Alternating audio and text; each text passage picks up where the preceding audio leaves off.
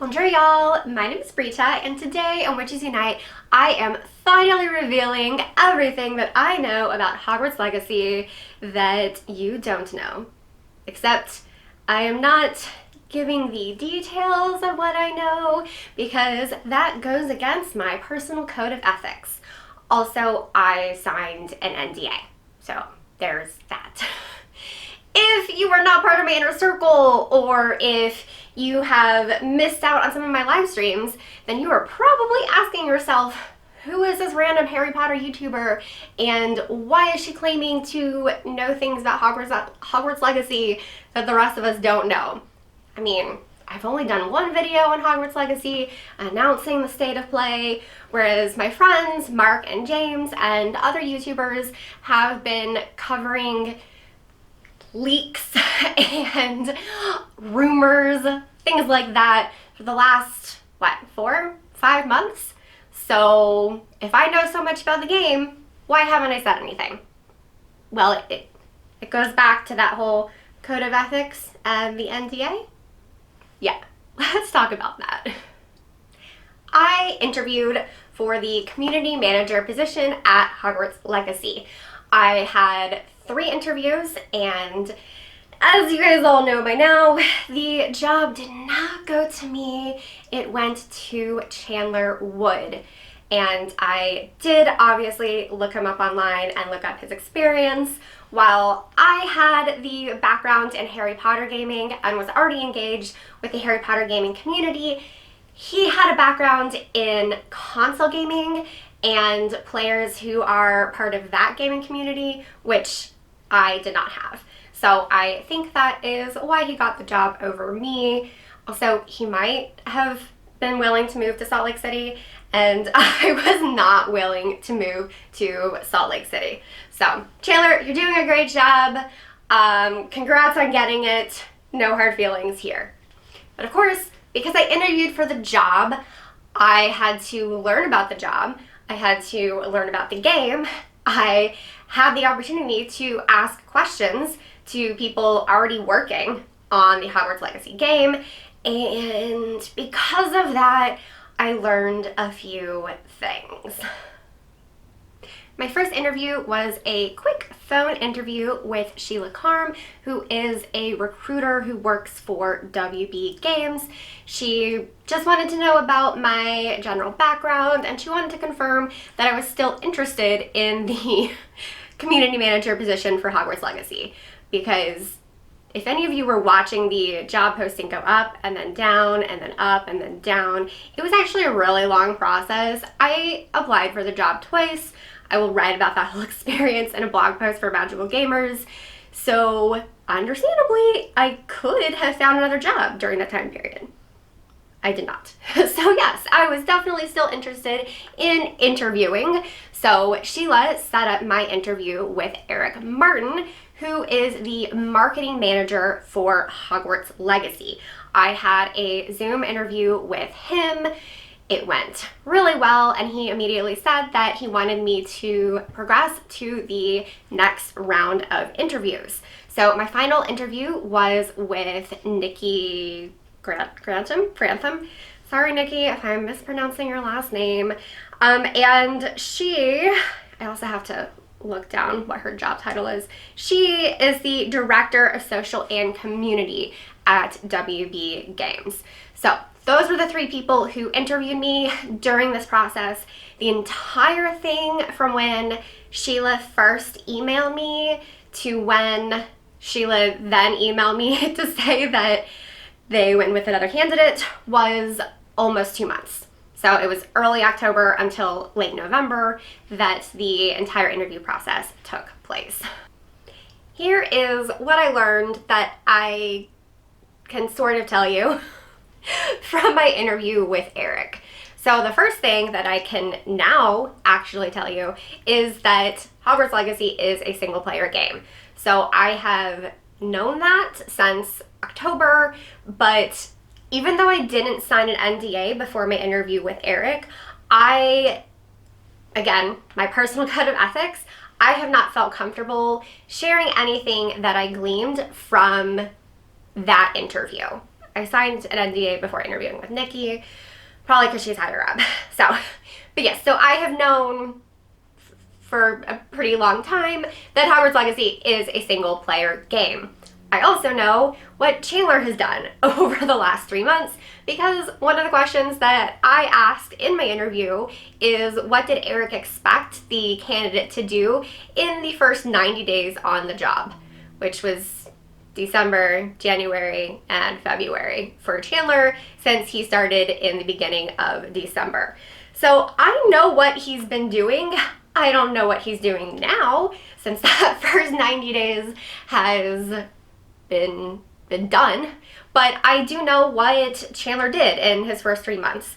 Besides writing the blog posts about the game and giving some, opinions and thoughts for the state of play that we all saw. Now, the big thing that I know that I definitely cannot talk about is the big gaming event where Hogwarts Legacy will be presented. And the fact that I know that is why I have not been able to join the speculations on release dates, trailer dates, things like that. Obviously, at this point, March, we have the state of play, we have that 12 minutes of gameplay footage and everything. So at least that has happened now, but people are still wondering, like, exactly when is the game going to come out? What other promotional materials might we get before the game comes out? When are we going to get additional information about the game, whether that is another trailer or more footage, whatever. Well, because I know when and where and what is the event where Hogwarts Legacy will be, that affects my judgment of guessing all of the timing of these other questions that people have. And so I have chosen not to speculate on any of that. The only speculation I'll do is, what on earth does holiday 2022 mean? Because that is the weirdest phrase ever, and I do not know who signed off on that. But yeah, so those are the big things that I got out of my interview with Eric, but I also learned some things in my interview with Nikki. As already mentioned, I had to sign an NDA before Nikki interviewed me for the community manager job for Hogwarts Legacy. So I'm going to be even more careful about what I say that I learned from that interview. One thing I can tell you is I can tell you the questions that I asked her. So I asked her, what have community managers for other games done to succeed in this position? I asked her, what would you expect me to have achieved after 6 months in this role? So I kind of have a big picture idea of what Chandler is doing now, since I asked for the 6-month viewpoint from Nikki as opposed to the 90-day viewpoint from Eric. I also asked her, what does she personally like most about working for WB Games, and what is the most challenging? So those are the questions that I asked Nikki, and she was extremely candid in her answers. I really appreciated it. Just side note, Nikki comes across as a great person. When we had our interview, it was right after the announcement that Wizards Unite was ending, and she genuinely asked me how I was coping. She wanted to know about my well-being, because she was aware of how committed I was to that game and to that gaming community. So I really appreciated that Nikki didn't just see me as a potential employee, but as a human being who had my own feelings and connection to the wizarding world and to Harry Potter games. So I don't know if Nikki is watching that, but thanks, Nikki, for being such a compassionate human being in our interview. So some of the specific things I know are the challenges with being able to promote the Harry Potter franchise. It is an IP that can be pretty strict about what can be done with it online, and I feel comfortable sharing that because I already knew that by working with Wizards Unite. We frequently had ideas as influencers that First Phases and then Lola liked, but they couldn't get permission to implement those ideas. So that is something that we will see with any Harry Potter game, that marketing is kind of restricted in what they are allowed to do, just because there's so much control over the IP of Harry Potter, of the Wizarding world. So let's see, I'm like reading through my notes. I obviously take notes when I do an interview.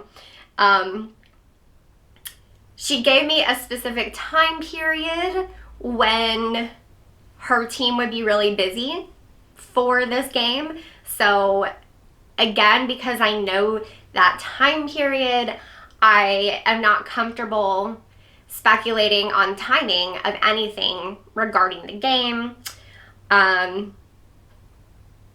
Yeah, and I know the kind of ideas and the kind of creativity that she is looking for Chandler, the community manager, to bring to the table in order to, engage the Hogwarts Legacy gaming community. That's all I can really share about what I got out of my interview with Nikki. Like I said, trying to just be a little bit more tight-lipped because I did actually sign an NDA before that interview. I hope this video explains why I have been really quiet about Hogwarts Legacy for the last few months. I am now excited to dive into the gameplay footage, the trailer, the blog post that we got, to see what details are there, discover, ideas about the plot and the characters. I don't know anything about that, so I can speculate on the creative aspect of the game. I haven't done any of that yet, simply because we had the state of play on Thursday, March 17th, which was also the day that my husband and I went out of town for our anniversary weekend. We just got to the hotel room in time. I kid you not, the internet finally connected on my laptop at like 4:58 with the state of play starting at 5 p.m. Eastern time. So it was extremely close. I was not able to set up my camera to film my reaction, so I'm sorry for that. Then we had a wonderful anniversary weekend in Gatlinburg. Didn't film, barely even took any photos. It was just really nice not to be a content creator, not to be a social media influencer or a blogger or anything like that. Just to be a wife on vacation with my husband to celebrate our anniversary. And then of course our actual anniversary was Tuesday, March 22nd, so didn't really do anything else this week. But now I am excited to dive in and start creating some Hogwarts Legacy content, as well as more puzzles and spells content and some Hogwarts mystery content and general Harry Potter content. I'm just all over the place because I love Harry Potter.